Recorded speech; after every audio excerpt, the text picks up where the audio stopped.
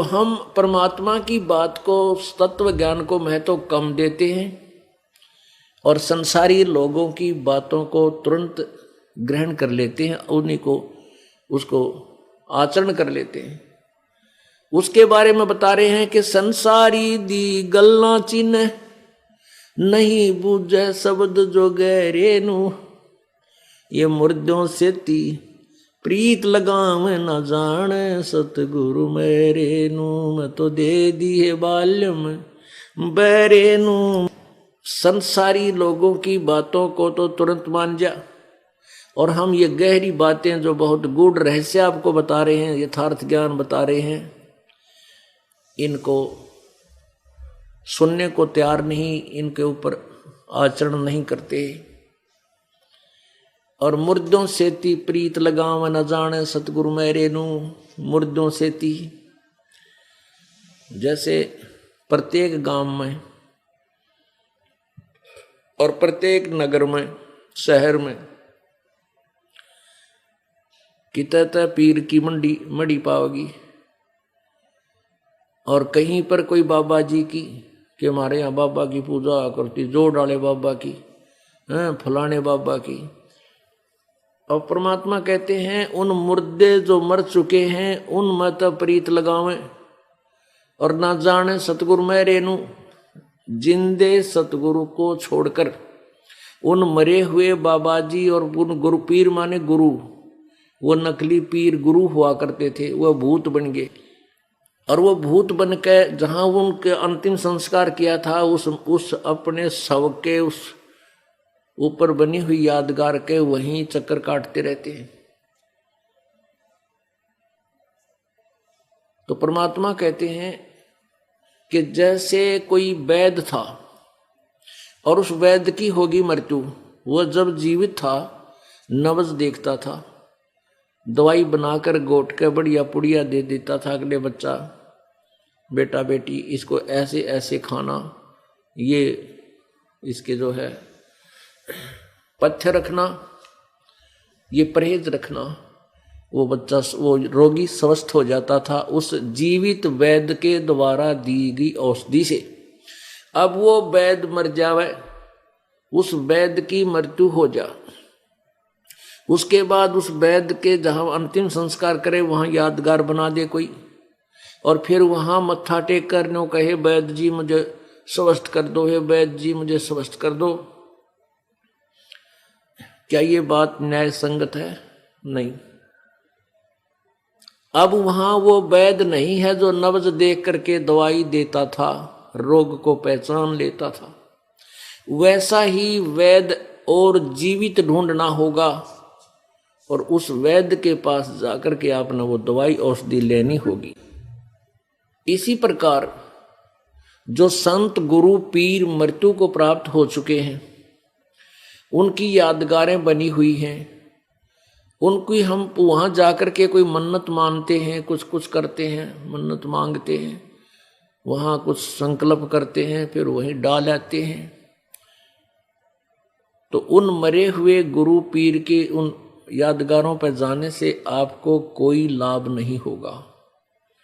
आपने जीवित संत गुरु ढूंढना होगा जो तत्व ज्ञान से परिचित हो, पूरा ज्ञान हो, समाधान हो, उसको नाम देने का आदेश हो, उस संत से आपको पूर्ण लाभ मिलेगा। अब क्या बता रहे हैं?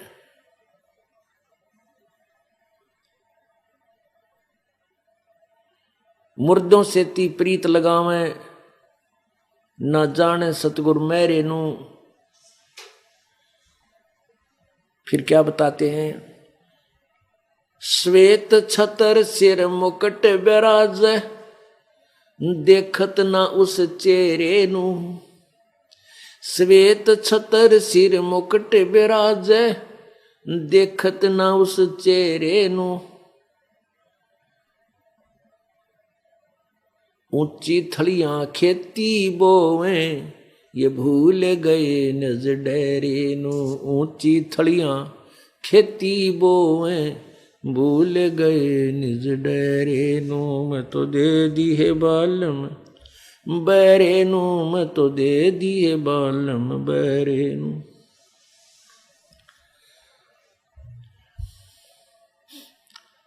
पुण्यात्माओं,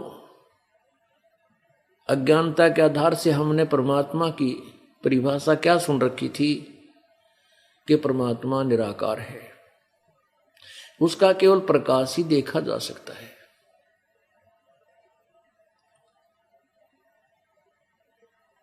एक बात तो ये विचार करने की है कि हमारी बुद्धि बिल्कुल काम करना बंद कर चुकी थी भगवान के बारे में। हम विचार भी नहीं कर सकते थे इतना भी कि कहते हैं प्रभु का प्रकाश देखा जा सकता है, प्रभु निराकार है। अब जैसे कोई कहे कि सूर्य निराकार है, सूर्य का प्रकाश देखा जा सकता है, ये बात कोई जचने वाली नहीं है कि हमने सूर्य का प्रकाश देखा, सूर्य कैसा है कि वो तो निराकार है। हमने ट्यूब लाइट देखा, ट्यूब कैसा है, ट्यूब निराकार है। ये थ्योरी किसी आंखों वाले की नहीं हो सकती, अंधे की अंधे से सुनी हुई हो सकती है। ऐसे ही हमने अभी तक जितने भी ऋषि महर्षि गुरु संत जिनसे सुना, उन्होंने यही बताया परमात्मा निराकार है, परमात्मा निराकार है। वो दिखाई थोड़े देता है, वो तो अनुभव की बात होती है। और फिर कहते हैं परमात्मा का केवल प्रकाश देखा जा सकता है, शरीर के अंदर समाधि दशा में प्रकाश देखा जा सकता है। भले आदमी, अब परमात्मा बिना प्रकाश किसका देखा? परमात्मा परमेश्वर स शरीर है, मनुष्य सदृश उसका शरीर है। जब तक हम तत्वज्ञान से अपरिचित रहेंगे, हम भक्ति नहीं कर सकते, हम पूर्ण लाभ प्राप्त नहीं कर सकते। जब तक हमारा पूरा सब कंसेप्ट क्लियर नहीं होंगे, तब तक हम भक्ति मार्ग पर अधिक समय तक नहीं चल सकते। जिस समय आपको परिपूर्ण ज्ञान हो जाएगा, फिर आपका मोक्ष निश्चित है, क्योंकि आप डगमग नहीं हो सकते, आप पथ भ्रष्ट नहीं हो सकते। रास्ते से भ्रष्ट होकर के, दिशा भ्रष्ट होकर के, दूसरी दिशा में चल करके, कुमार्ग पर चल कर हम अपने निज घर नहीं जा पाए।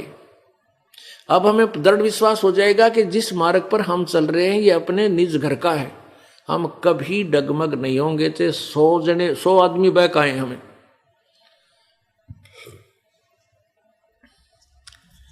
इसलिए हमें सबसे पहले ये जानना होगा कि परमात्मा कैसा है, वो साकार है या निराकार है।